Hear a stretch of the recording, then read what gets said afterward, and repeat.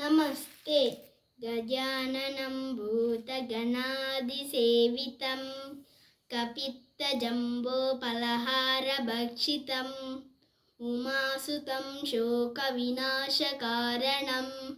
नमामि विघ्नेश्वरपादपङ्कजं कराग्रे वसते लक्ष्मी करमध्ये सरस्वती करमूले स्थिते गौरी प्रभाते करदर्शनं समुद्रवसने देवी पर्वतस्तनमण्डले विष्णुपत्नी नमस्तुभ्यं पादस्पर्शं समस्व मे गुरुब्रह्मा गुरुविष्णु गुरुदेवो महेश्वरा गुरु साक्षात् परब्रह्मा तस्मै श्री गुरुवे नमः।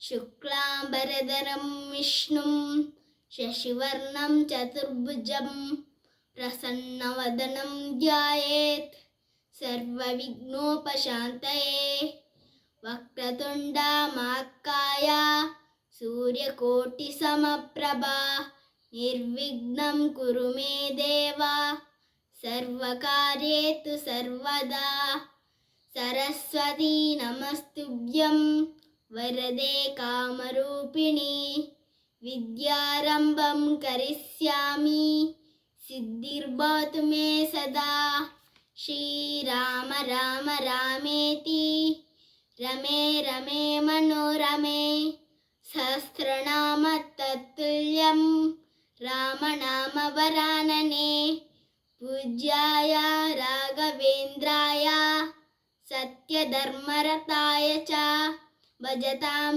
कल्पवृक्षाय नमतां कामधेनवे मनोजं मारुततुल्यवेगं जितेन्द्रियं बुद्धिमतां वरिष्ठं वातात्मजं वानरयूथमुख्यं श्रीरामदूतं शिरसा नमामि।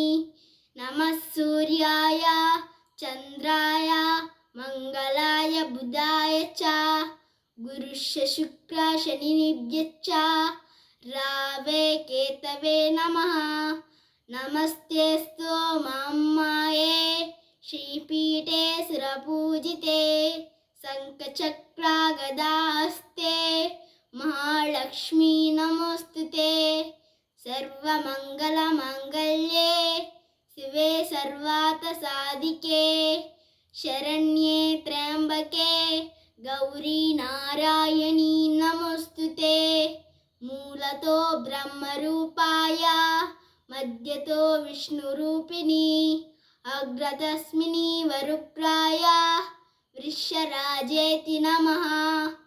गंगे च यमुने चैव गोदावरी सरस्वती नर्मदे सिंधु कावेरी जले यस्मिन् सन्निधिं कुरु।